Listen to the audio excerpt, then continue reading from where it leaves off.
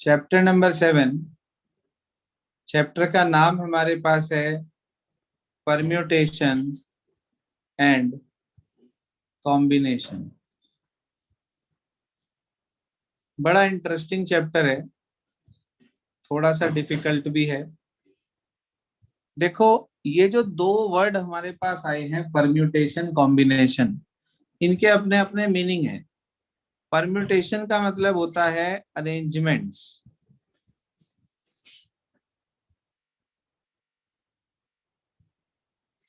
और कॉम्बिनेशन का मतलब हमारे पास होता है सिलेक्शन।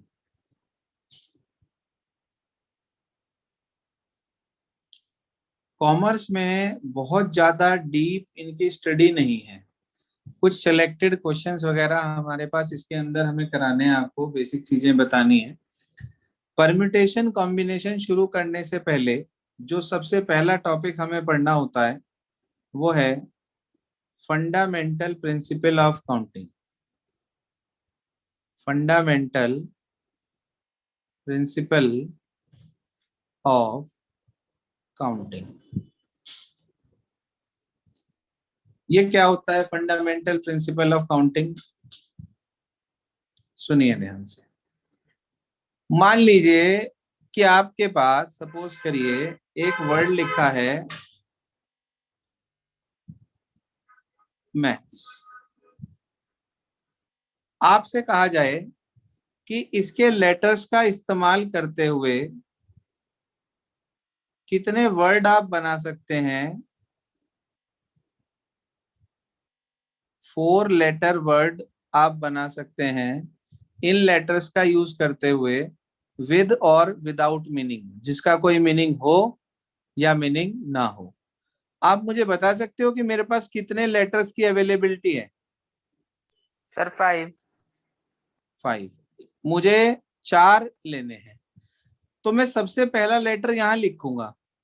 आप मुझे बता सकते हो कि मेरे पास अभी कितने लेटर हैं यहाँ लिखने के लिए, कितने तरीके से मैं यहाँ पे फिल कर सकता हूँ? सर 5। 5 तरीके से पहला लेटर फिल किया जा सकता है, चाहे मैं एम लिख लूं, चाहे ए, चाहे टी, चाहे एच, चाहे एस।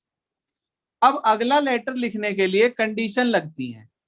वो 2 कंडीशन हमें देता है। नंबर 1, या तो वो कहता है रिपीटिशन अलाउड, या फिर वो कहता है रिपीटिशन नॉट अलाउड।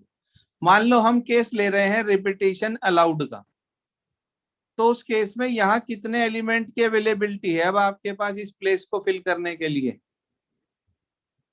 5। फिर से 5। भाई आपने मान लो सपोज करो टी यहाँ लिख दिया, वो कह रहा रिपीटिशन अलाउड है, तो इसका मतलब आप इन 5 में से कोई फिर भी यहाँ यूज कर सकते हैं। तो इसका मतलब इसे भरने के भी 5 वेज हुए, इसे फिल करने के भी 5 वेज हुए, और इसे फिल करने के भी 5 ही वेज हुए हमारे पास। तो टोटल नंबर ऑफ वर्ड्स अगर हमें निकालने हैं तो हम क्या करेंगे, हम इन सब की मल्टीप्लाई कर देंगे 5 इंटू 5 इंटू 5। ये किस कंसेप्ट की वजह से होता है ऐसा मल्टीप्लाई? यही है फंडामेंटल प्रिंसिपल ऑफ काउंटिंग।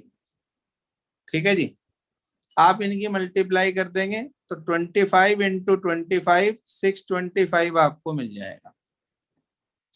यानी कि 625 ऐसे वर्ड बनेंगे विद और विदाउट मीनिंग, इनका यूज करते हुए, और जिनमें रिपीटिशन अलाउड है। अच्छा, अगर मैं आपसे ये कहूं कि भाई रिपीटिशन नॉट अलाउड,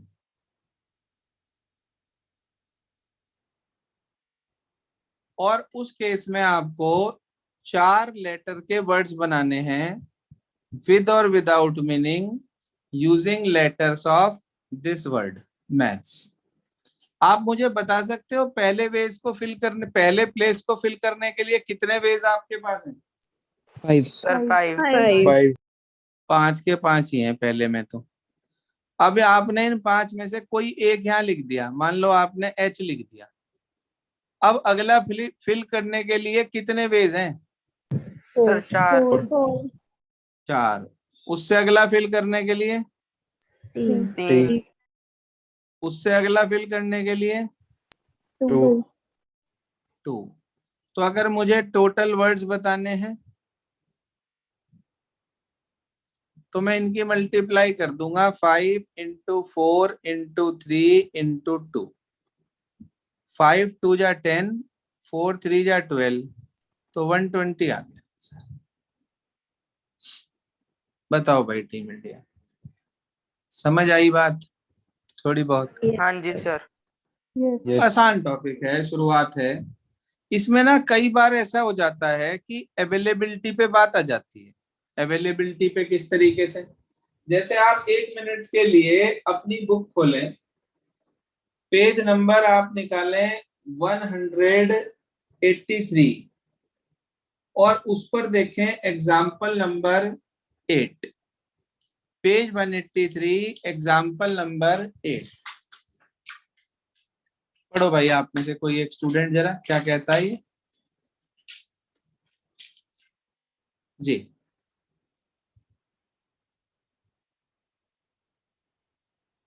पढ़ें बेटा। 183 एग्जाम्पल 8।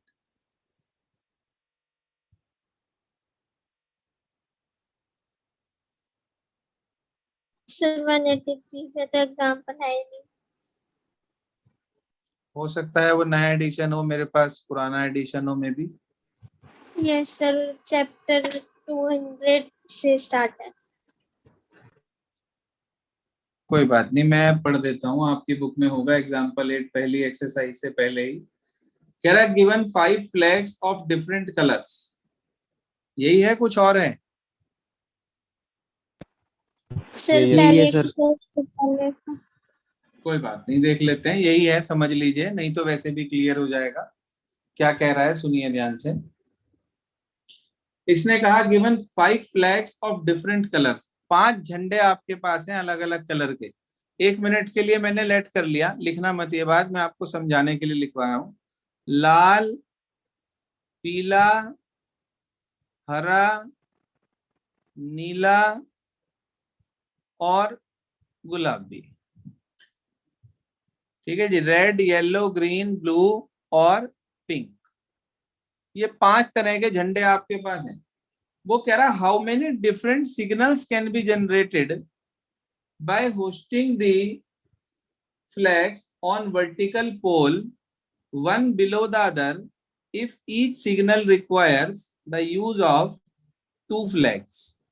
पहला केस आ गया हमारे पास, 2 फ्लैग्स का हमें एक बार में यूज करना है। हाँ जी, 2 झंडे लगाने हैं, एक दूसरे के ऊपर नीचे ऐसे एक पोल पे।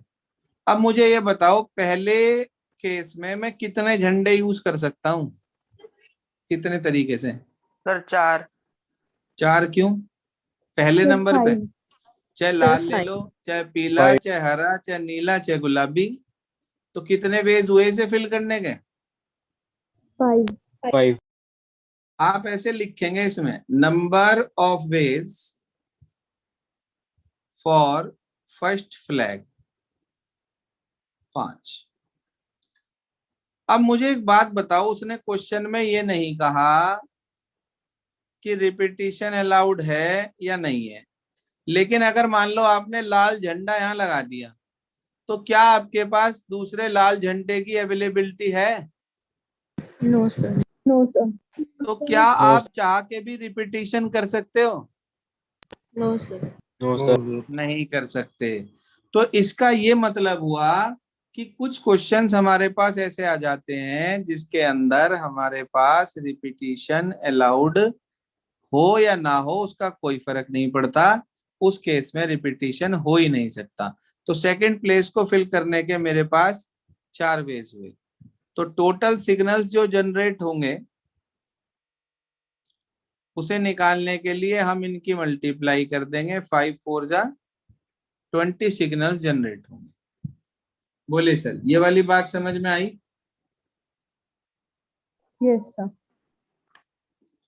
दूसरे केस में दे रखा है इसके एटलीस्ट 2 फ्लैग्स, ये शब्द पढ़ा आपने आज तक कभी? Yes sir. क्या होता है ये एटलीस्ट का मतलब? कम से कम। सर कम से कम। कम से कम। कम से कम। अच्छा, वो कह रहा है एटलीस्ट 2 फ्लैग, इसका क्या मतलब है? कम से कम 2 फ्लैग चाहिए। 2 या 2 से कम। 2 या 2 से कम या 2 या 2 से ज्यादा? ज्यादा। सोच लो। ज्यादा। एटलीस्ट का अगर आप हिंदी का मतलब देखो तो कम से कम 2 झंडे तो होने ही चाहिए, यानी कि 2 कम से कम है, उससे कम नहीं हो सकते, उससे ज्यादा हो सकते हैं। यानी कि आपको 2 और 2 से ज्यादा झंडे लेने हैं। तो कितने कितने ले सकते हैं भाई? या तो हम 2 फ्लैग ले लें, या हम 3 फ्लैग ले लें, या हम 4 फ्लैग ले लें, या हम 5 फ्लैग्स ले लें, या हम 6 भी फ्लैग ले सकते हैं क्या? No sir. No sir. क्यों 6 क्यों नहीं ले सकते? सर क्वेश्चन में तो 5 ही फ्लेक्स दे रखे हैं ना। हाँ, झंडे ही 5 हैं, लाल पीला हरा नीला और गुलाबी। अब जब आप 2 झंडे लेंगे तो ऐसे ही केस बनेगा, 5 into 4। जब आप 3 झंडे लेंगे तो कितने केस बनेंगे? 5 into 4 into 3। ऐसे ही निकालने हैं आपको सब अलग अलग। 4 झंडे लेंगे तो कितने केस बनेंगे?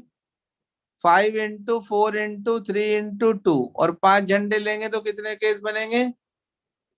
5 into 4 into 2 into 3 into 2 into 1।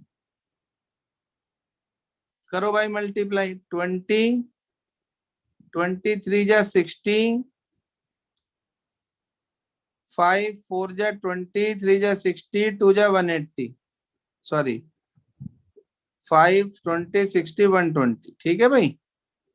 Yes. अगले में फिर 120, तो 120 120 240 और 300 320, टोटल 320 सिग्नल जनरेट होंगे। चेक करिए जी आंसर क्या दे रखा जी। सर एक बार ये ऊपर वाला स्टेप दोबारा से बता दो, मल्टीप्लाई वाला। ये वाला यस सर। जैसे यहाँ करा था, 2 सिग्नल जनरेट हुए तो पहले के लिए 5, अगले के लिए 4। अगर 3 झंडे लगा के सिग्नल जनरेट करते तो पहले के लिए 5, अगले के लिए 4, अगले के लिए 3। तो ये आ गया 5 into 4 into 3। 4 झंडे लेते, पहले के लिए 5, अगले के लिए 4, फिर 3, फिर 2, तो into 2 आ गया। और 5 झंडे लगाते यदि आप तो 5 into 4 into 3 into 2 into 1। Okay sir. तो ये आपके पास सारे केसेस आ गए। देख लें भाई, क्लियर हो गई क्या बात? Yes sir. चलिए इसके बाद आप एक्सरसाइज जो सबसे पहली है आपकी बुक में, उस एक्सरसाइज से ठीक पहले जो सबसे पहला एग्जाम्पल है, first example, read that please. जिस भी पेज पे हो, पेज नंबर से कोई मतलब नहीं है, फर्स्ट एग्जाम्पल पढ़िए क्या कहता है। रीड।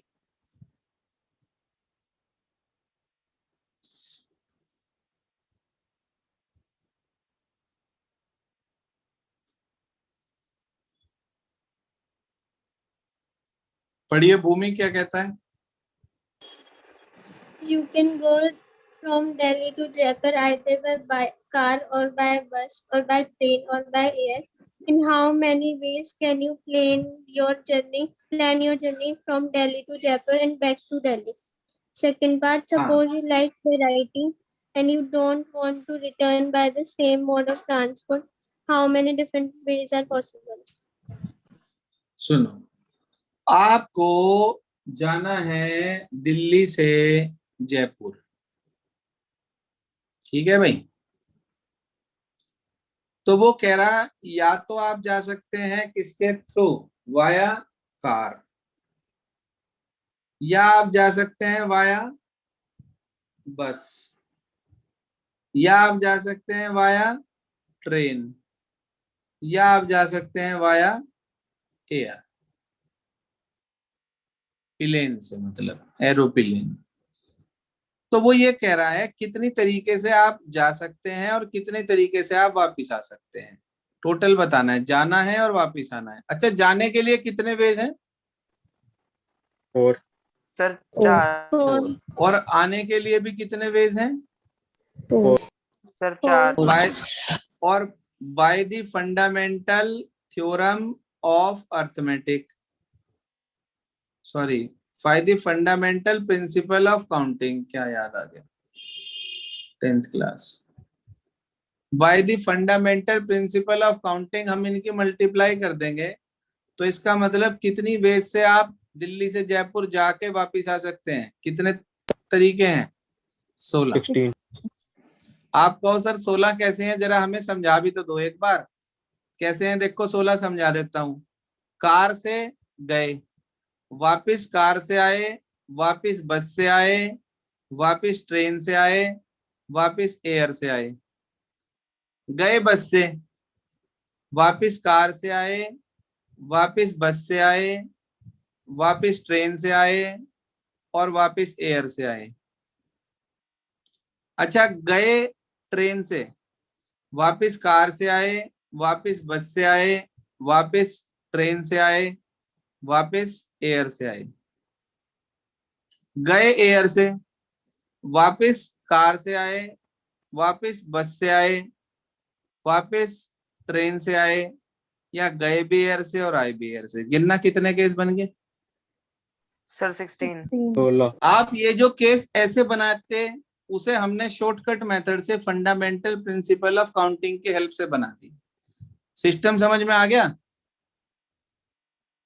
हाँ जी सर आंसर तो यही आ गया, ये तो आपको समझाने के लिए बनाए मैंने।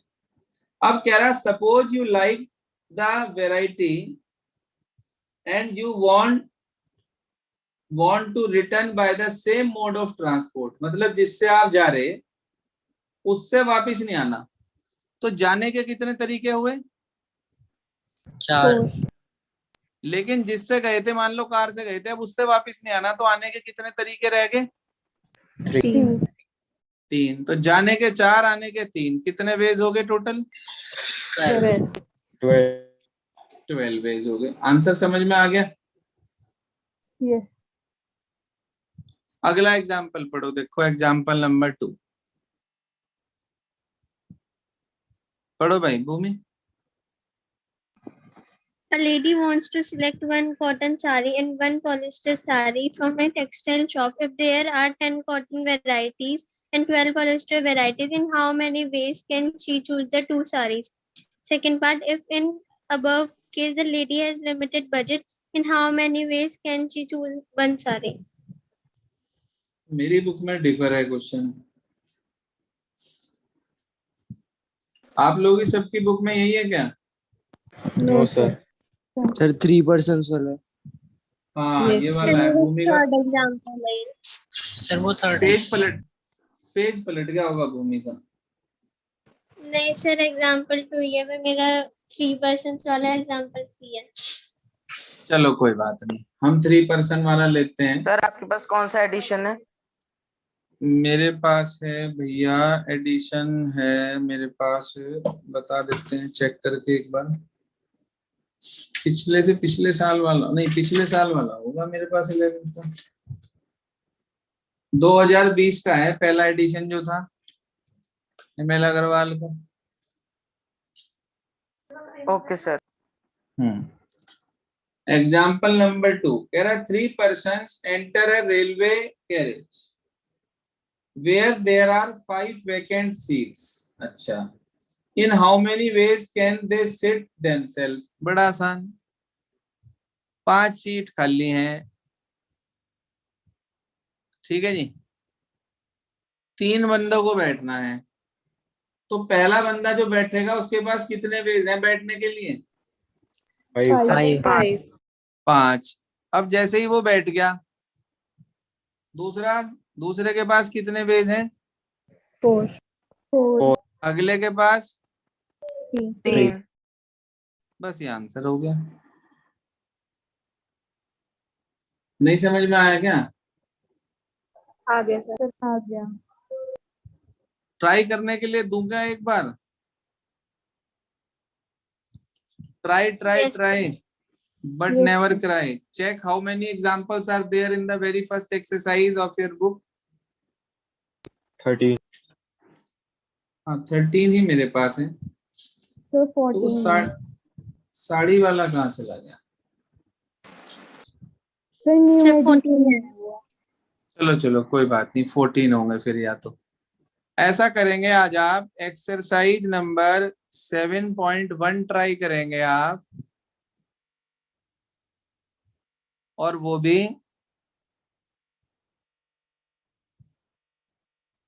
With examples. ठीक है बेटा? सर हमारी बुक में 7.2 है वैसे। क्या मतलब? सर न्यू बुक में हमारी वो